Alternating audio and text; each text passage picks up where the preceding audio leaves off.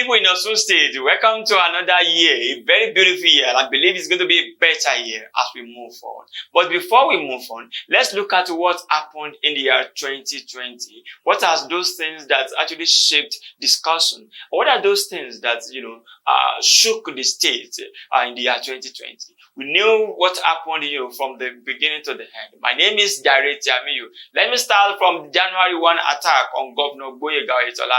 Governor Gboyega Oyetola was having, the crossover night at Freedom Park in Osogbo. And then there were some political hoodlums who invaded the venue and launched an attack on him. Even though the government denied that there was no attack, but later some people were arrested in connection with that.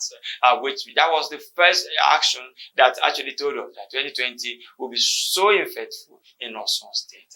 And then moving on to the February. In February, Governor Oyetola also announced the first in education policies. Some people, some policies in education were reversed, and it was a result of what the committee led by Professor Oluwayo, a renowned professor of vocational education, and also we had in committee people like General Alani Akiriade and some other prominent sons and daughters of the state who reviewed the education policies, and they said that this and this should be done.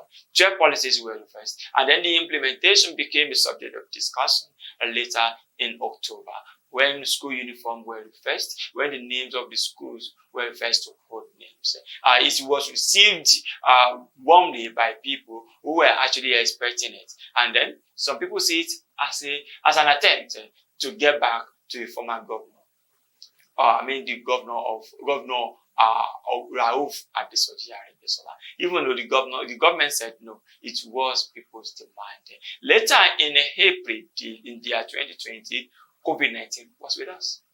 And Osun State, we were one of the first state to record over hundreds of COVID-19 cases, because some people came in to Osun State from Cote d'Ivoire. Even though in one of our episodes after that, that was episode 8 of Insightful Moments, the Chief Press Secretary of Governor Oyetola, that Mr. Ismail Omekuta, told us that those people who claimed to be from Osun State were actually not from Osun State. He even said we had some people like from as far as Anambra State, from as far as Akwa Ibom State. You can check the video on our YouTube channel. That is Insightful Moments, episode 8, with Ismail Omekuta, the Chief Press Secretary to the Governor. That was one of those activities. That was one of those events that shook Osun State in the year 2020.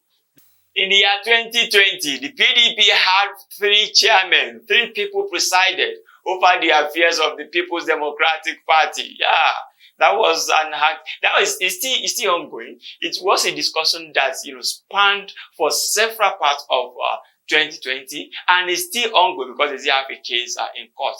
Honorable Adagmodo, Soji Adagmodo was suspended on May 30th. Then Honorable Eda Sunday Akonfe-Atidade came in as an acting chairman. He acted for 3 months, and then, for 1 and 3 months, on September 30th, Honorable Adagmodo was removed by National Working Committee. And that time, another person came in, that is Honorable Sunday BC. Sunday BC presided over the affairs of the party for 3 weeks before Honorable Soji Adagmodo made a return through a court order. He went to Osun State High Court, sitting in a queue, and the court granted him an injunction that he should be recognized as the party chairman. Later, when he became the chairman, there's even the case is still in the court, and he's still the one presiding. He changed the party secretariat, and that became a lot of issues. So from April till December 31st, it was still a crisis in the People's Democratic Party. That was one of it. But before I go further, I would like to go on a very short break. When I come back, I will go and tell you the other events that shook Osun State and shaped discussion.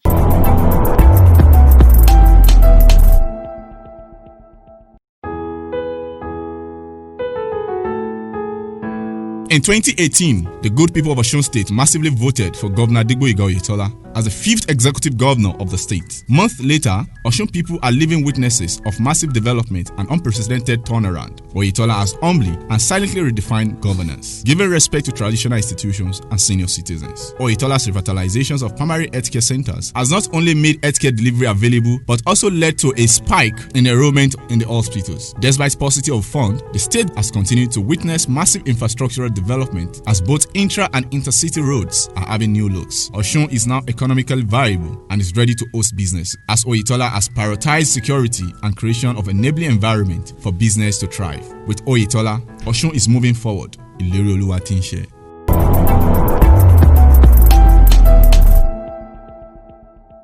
Welcome back from that very short break. As I was saying earlier, we were having a review of what happened in the year 2020 as far as Osun State is concerned. After that, after the PDP crisis, the next issue that actually shaped discussion again was the $20 million grant given to the state for health revitalization. That's actually shaped discussion because it was moved by Senator representing Osun State, Francis Adenigba Fadansi. After Fadansi raised it, some people were throwing tantrums on the government. The government came back to tell us what they have done with the money, what they have been able to do, and then what we should be expecting. That shaped discussion because it was a discussion that was very, very heated. We also had an episode on that. It was a session with Mr. Kunle Oyatomi, the Director of Publicity of the APC, and Mr. Oladele Bamiji, the Director of Social Media Campaign of the PDP. You can also check that. That is an insightful moment. You can also check that on our YouTube channel and also on our Facebook page. You will see that very heated argument between the two. It was also one of the events that shaped discussion. Another event that also shaped discussion was also at 29. But also at 29 wouldn't have, have any, it was a normal celebration. Also celebrated 29th of its creation. But the internal wrangling between the APC actually, was actually the hallmark of the celebration. Some days to the celebration, there was a publication in the Nation newspaper. We had a session on that. I think we had a session with Mr. Abu's Honorable Commissioner for Political Affairs and Intergovernmental Relations. That was Mr. Honorable Taiwo Akeju.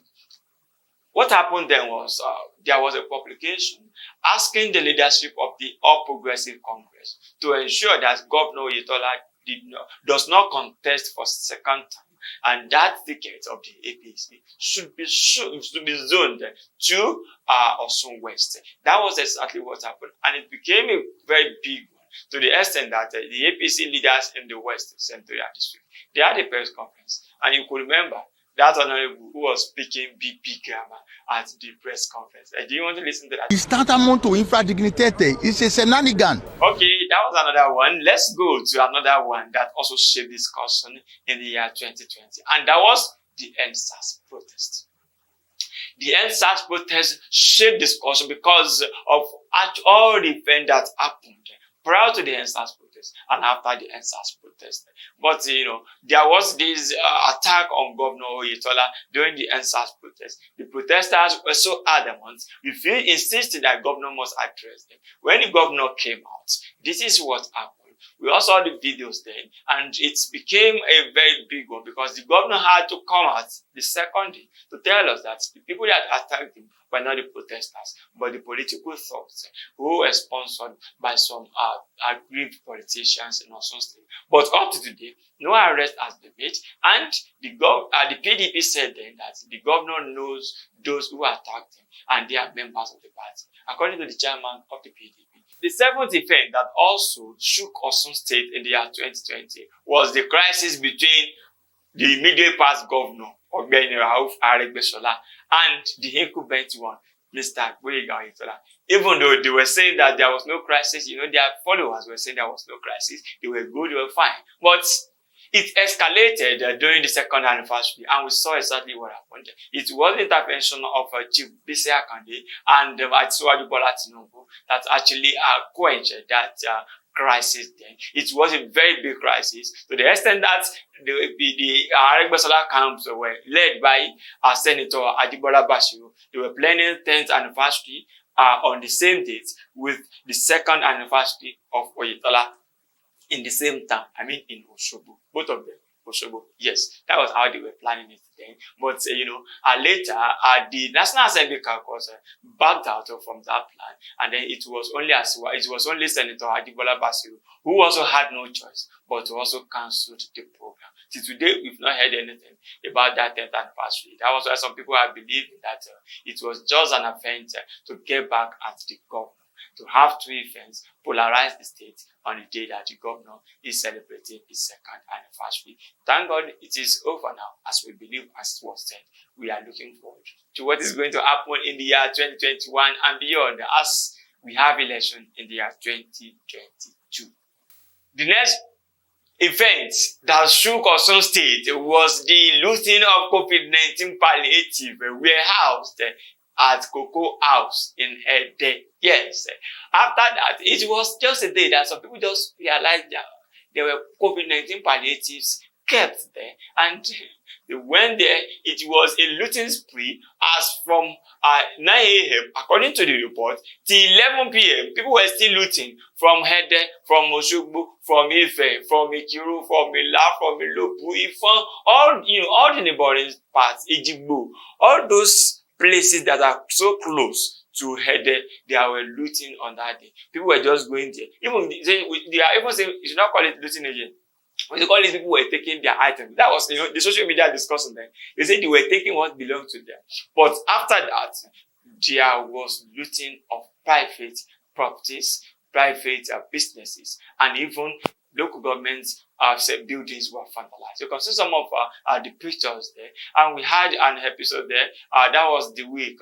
We had an episode the week then where we talked more about that. You can check that on our YouTube page, on our social media handles. On our YouTube channel, and then on our Facebook page. The looting we had, it was a very big one, to the extent that the state government was begging them, giving amnesty for them to return what they looted.